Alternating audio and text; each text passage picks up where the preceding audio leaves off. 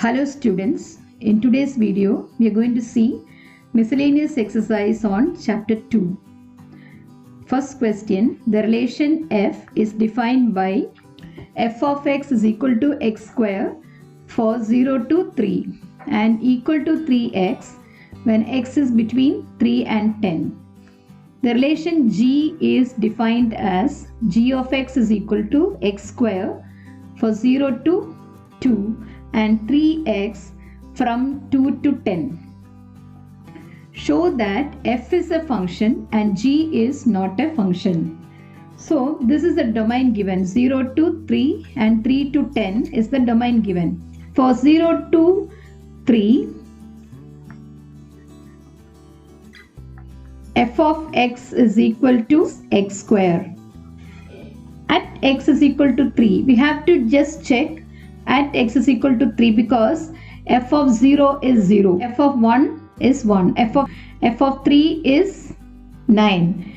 Now here, so f of 3 is 9.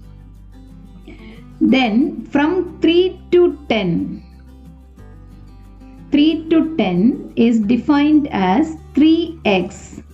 So here f of 3 is 3 into 3, it is 9. That is 3x, that is also equal to 9.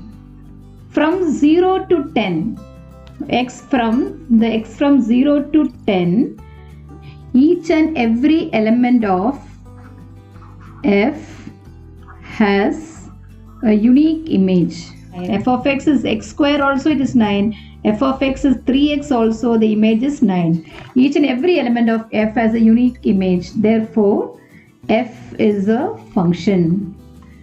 Now, what about g? For 0 to 2, at x is equal to 2. Okay, here at x is equal to 3. At x is equal to 3, at x is equal to 3, it is the same. So each and every element of f has a unique image. Now, g of x at x is equal to 2. G of x is, what is g of x given as x square? So when you put x is 2, that will become 4. From 2 to 10, g of x at x is equal to 2. We are checking at x is equal to 2 because all the others 0, f of 0 is 0, f of 1 is 1, f of 2 is 4. F of 2 here is 6 you are getting. At 2, g of x is 3x. So put x is 2, you get 6. 2 of the domain. Which is the domain? The domain is from 0 to 10.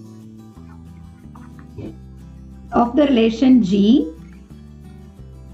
has two different images. What are the images? So 2 has different images. So image of 2 is 4 here, and also 2 is giving 6. So there are two different images. 4 is one image, 6 is another image. So you cannot have a function. The definition of function is each and every element should have a unique image. Each and every element of the domain should have a unique image. But here it is not unique. You have different images. So the relation g is not a function. Now we'll move on to the next question. F of x is equal to x square. Find f of 1.1 minus f of 1 by 1.1 minus 1. So f of x is equal to x square. So what will be f of 1.1? It will be 1.1 the whole square.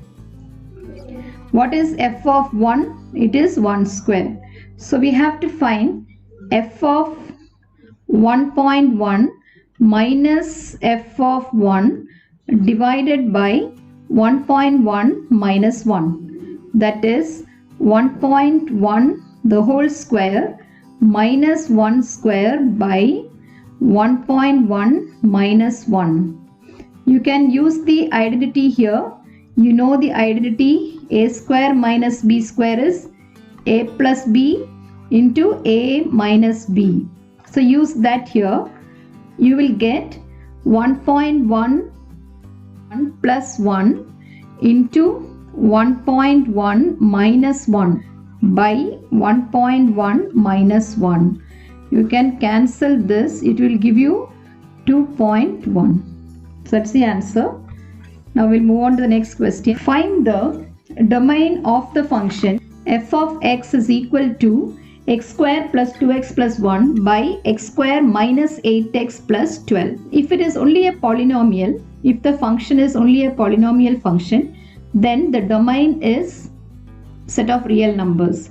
So the problem is if it is a fraction. So here you have a fraction without root. If there is a root, then it is different. So here without root. So it is a fraction.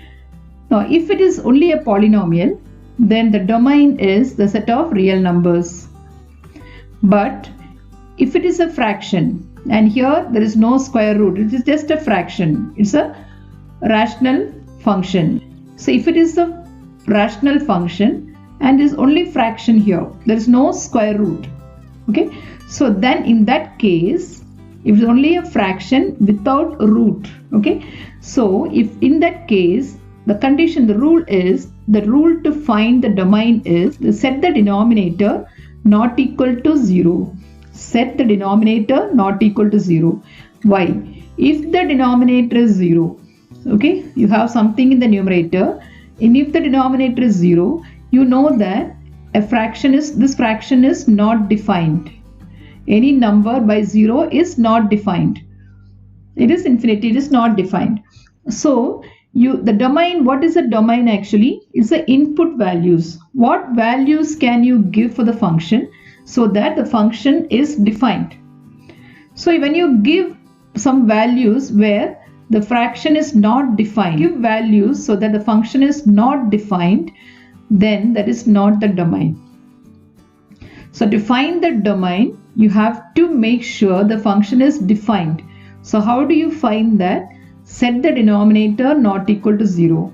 So the denominator is x square minus 8x plus 12 not equal to 0. So x minus 6 into x minus 2 not equal to 0. Factorize this. The product is 12 and the sum is minus 8.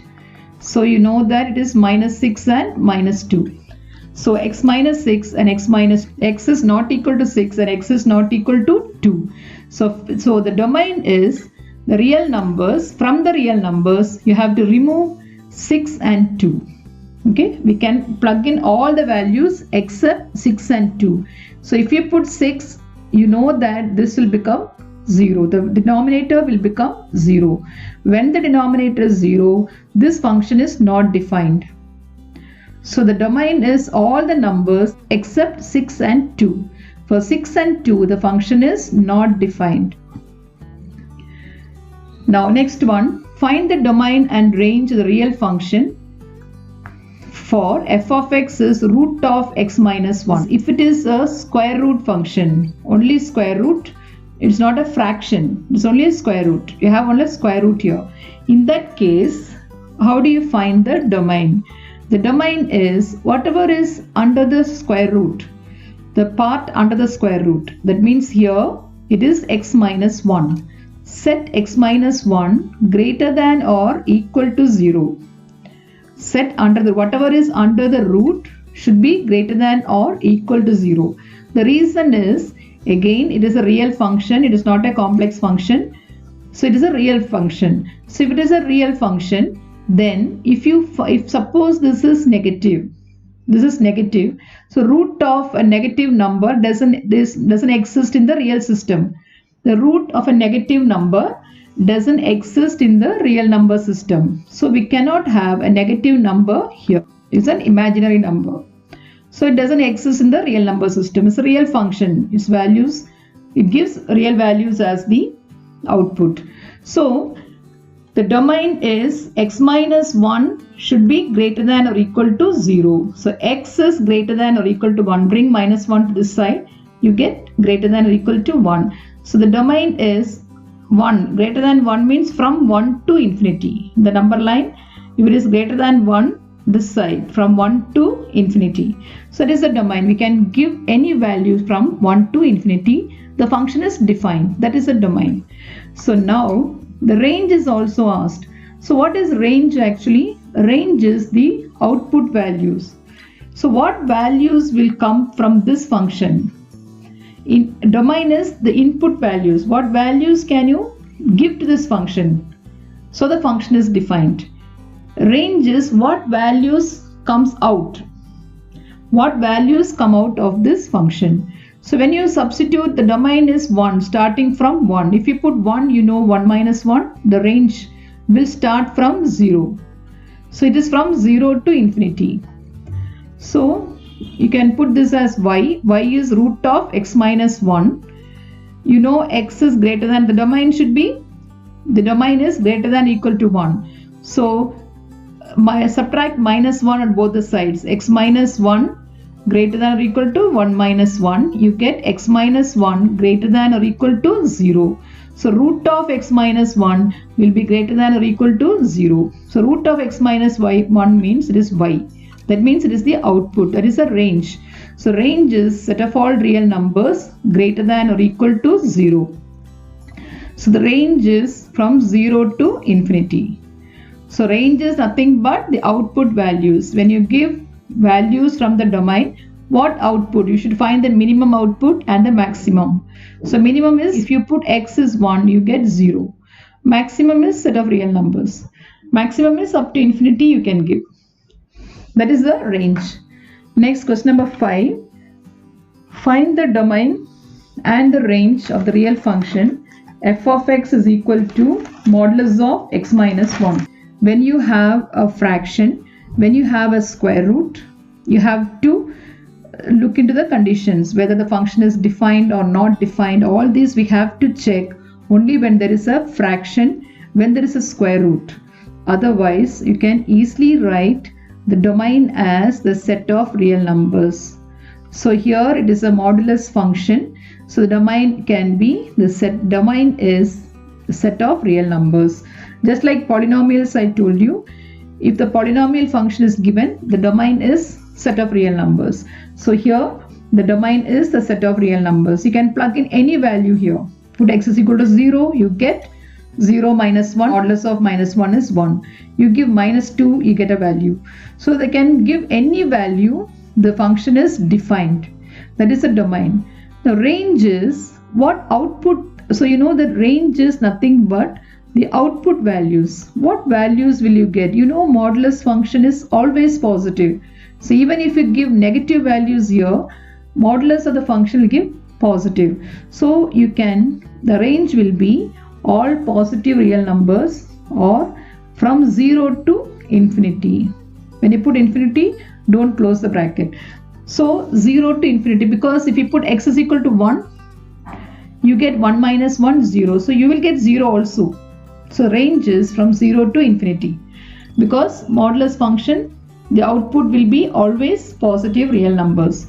So that's the range and domain of this function. This is the function given x comma, this is x comma x square by 1 plus x square. Find the range. So domain is given already. X belongs to R. The domain is given as x belongs to R. That is a domain. The domain is a set of real numbers. We have to find the range. What output will you get from here?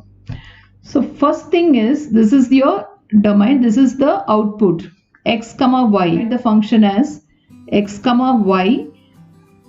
X is the input. X is the domain. And y will be the output. So y is the range.